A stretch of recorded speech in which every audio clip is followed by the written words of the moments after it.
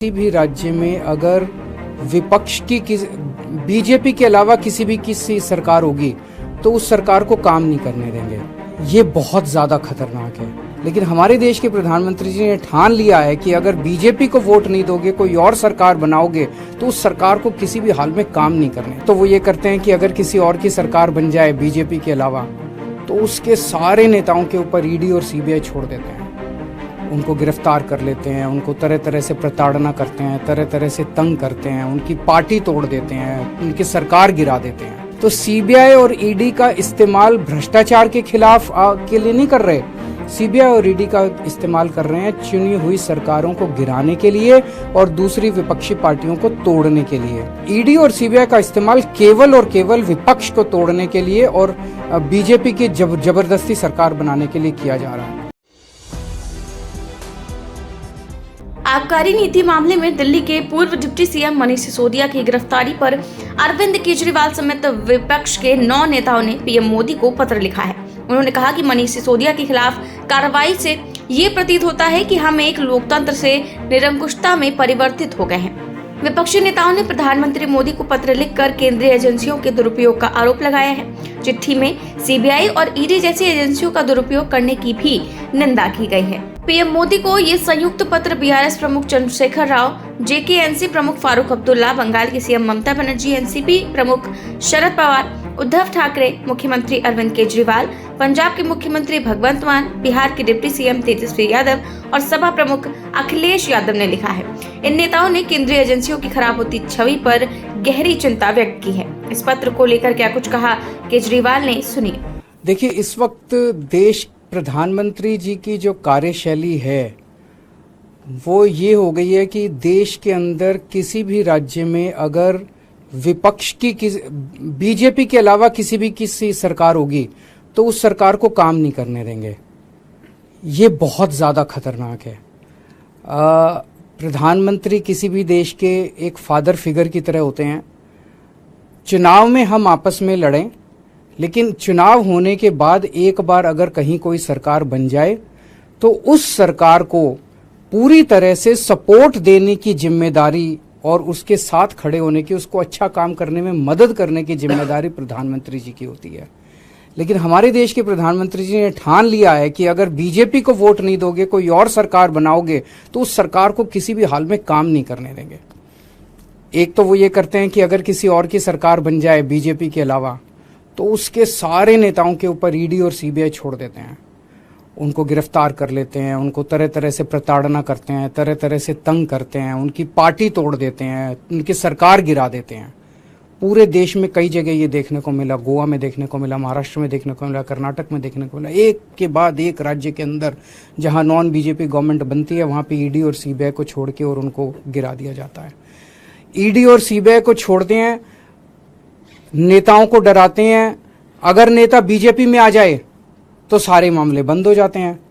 हेमंत बिश्व शर्मा, जो इनके ऊपर पहले सीबीआई और ईडी के इतने मामले थे, शारदा कांड था शायद उनका, उसके अंदर वो फंसे और जैसे ही वो बीजेपी में आ गए सारे मामले खत्म।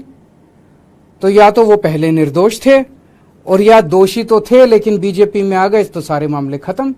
उसी तरह से शुभेंदु अधिकारी का मामला आता है, मुकुल रॉय का मामला आता है, नारायण राणे का मामला आता है। अभी उद्धव ठाकरे जी की पार्टी से जब इतने सारे एमएलए तोड़े गए तो कहा जाता है कि उनमें कईयों में सीबीआई और ईडी के मुकदमे चल रहे थे जिनको ठंडे बस्ते में डाल दिया गया।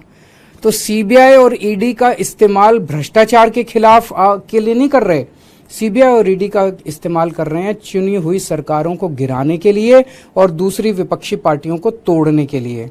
दिल्ली के अंदर जिस तरह से इन्होंने मनीष सिसोदिया जी और सत्येंद्र जैन जी को गिरफ्तार किया, दोनों के पास शुरू में इन्होंने बहुत लोग भेजे कि केजरीवाल का साथ छोड़ दो और आप भारतीय जनता पार्टी के अंदर आ जाओ। केजरीवाल आज अगर वो दोनों मेरा साथ छोड़ के और बीजेपी में चले जाते तो आज वो जेल में नहीं होते, उनके ऊपर किसी तरह के मुकदमे नहीं होते। तो जाहिर तौर पे उनके ऊपर जितने मुकदमे हैं सारे झूठे हैं, लेकिन वो भी डटे हुए हैं। तो ईडी और सीबीआई का इस्तेमाल केवल और केवल विपक्ष को तोड़ने के लिए और बीजेपी की जबरदस्ती सरकार बनाने के लिए किया जा रहा है। दूसरी तरफ गवर्नर्स का इस्तेमाल किया जा रहा है। मैं स्टैलिन साहब से बात कर रहा था, 20 से ज्यादा बिल जो विधानसभा ने पास कर दिए उस पे गवर्नर साहब साइन नहीं कर रहे। केसीआर साहब ने अभी कल सुप्रीम कोर्ट में केस किया है कि हमारे बहुत सारे बिल गवर्नर लेके बैठे हैं, उस पर साइन नहीं कर रहे। पिनरई विजयन साहब के कई सारे वाइस चांसलर्स की नियुक्ति उन्होंने रद्द कर दी।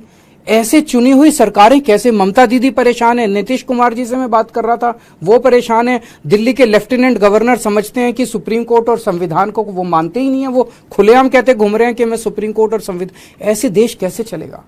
तो अगर देश का प्रधानमंत्री नॉन बीजेपी सरकारों को काम नहीं करने देगा और अवरोध रोज पैदा करेंगे देश के प्रधानमंत्री, तो इस तरह से तो देश के लिए बहुत खतरनाक स्थिति है। देखिए, देश के 9 बड़े विपक्षी नेताओं ने, जिसमें 4 सिटिंग चीफ मिनिस्टर्स हैं, 4 फॉर्मर चीफ मिनिस्टर्स हैं और 1 सिटिंग डेप्यूटी चीफ मिनिस्टर हैं, इन 9 बड़ी हस्तियों ने आज माननीय प्रधानमंत्री जी को एक खुला पत्र लिखा है और उस पत्र में ये बात पूरी मजबूती से माननीय प्रधानमंत्री जी के सामने रखी है कि हमारा देश आज भी एक लोकतंत्र है, लेकिन इस लोकतंत्र की जो बुनियाद है उसे लगातार हिलाए जाने की कोशिशें की जा रही हैं। कैसे आज अपने सियासी प्रतिद्वंद्वी पर सीबीआई, ईडी का प्रहार करके, तमाम एजेंसियों का प्रहार करके उन्हें पकड़ पकड़ के जेल में डाला जा रहा है। और ये किसी एक पार्टी तक सीमित नहीं है, तमाम पार्टियों के जो भी विपक्षी दल मजबूत होता नजर आता है, ईडी, सीबीआई उसके घर पहुंच जाती है, उसे दबोच कर जेल में डाल देती है और फिर महीनों सालों उसकी बेल नहीं होती। इसके साथ साथ ईडी, सीबीआई की कार्यप्रणाली पर भी एक बहुत बड़ा प्रश्न चिन्ह है।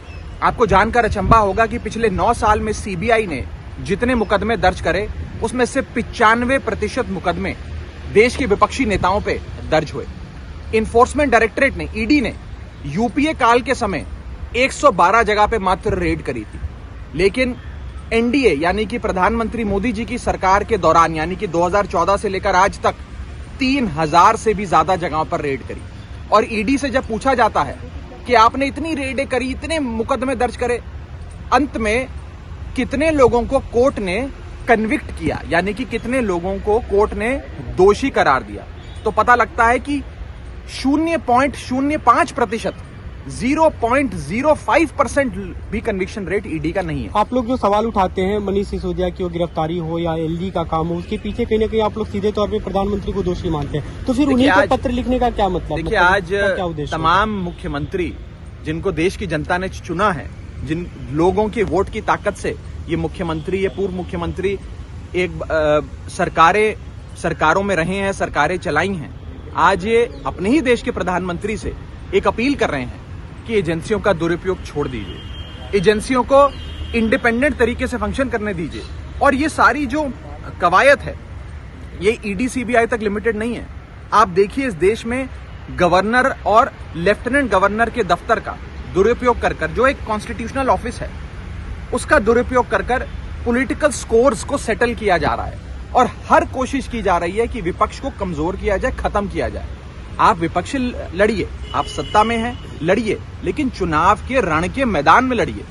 एजेंसियों का इस्तेमाल कर गवर्नर के दफ्तर का इस्तेमाल कर आप केवल विपक्ष को ही खत्म करने की कोशिश नहीं कर रहे हैं, इस देश की लोकतांत्रिक बुनियाद को हिला रहे हैं।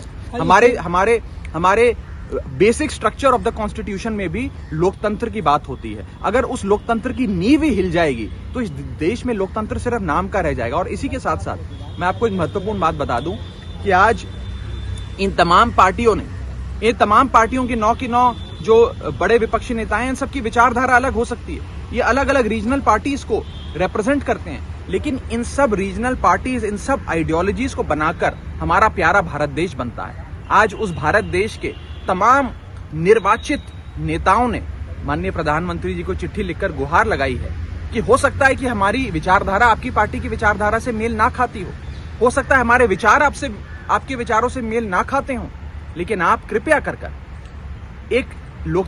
इस लोकतंत्र की जो बुनियाद है उसे ना हिलने दें और ईडी, सीबीआई का दुरुपयोग जो आज केंद्र में बैठी सरकार कर रही है उसे बंद किया जाए। सारे नेता मनीष सिसोदिया जी के अरेस्ट को लेकर बहुत चिंतित थे। मनीष सिसोदिया जी उस शख्स का नाम है जिसने 18 लाख बच्चों की जिंदगी, उनका भविष्य बदल दिया, सुनहरा कर दिया।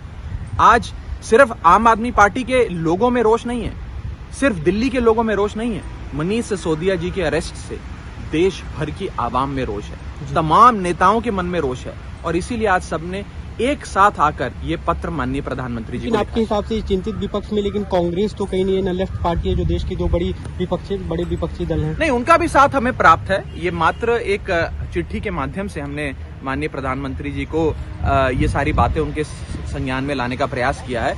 तमाम पार्टियां, सारी विपक्षी दल कांग्रेस का समर्थन है आपको, किसी से बात नहीं, सब साथ है, तमाम फोरम्स पे सब साथ होते हैं।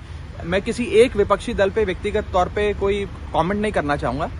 मुझे लगता है कि जहां तक लोकतंत्र को बचाने की बात है, तमाम विपक्षी दल साथ में है। बीजेपी को छोड़कर मैं आपको ये बताना चाहता हूं कि एनडीए के घटक दल भी आज हमें फोन कर समर्थन दे रहे हैं। कितने एनडीए के घटक दल है जिनके फोन हमें आए और उन्होंने कहा कि मनीष सिसोदिया जी के साथ जो हो रहा है बहुत बुरा हो रहा है। आप लोगों के नेता का नाम आप लोगों के साथ जो हो रहा है वो गलत हो रहा है और इसीलिए मैं कह रहा हूं ये आप इसे सिर्फ विपक्ष बनाम सत्ताधारी पार्टी के चश्मे से ना देखिए, इसमें सब साथ हैं। एनडीए के घटक दल या नेता कोई अब ये सार्वजनिक तौर पर बताना उचित नहीं है कि एनडीए के कौन से घटक दल के नेताओं ने, बड़े नेताओं ने हमें फोन कर अपनी चिंता जताई। अगर मैं नाम ले दूंगा तो हो सकता है शाम तक उनके घर पे भी ईडी सीबीआई पहुंच जाए।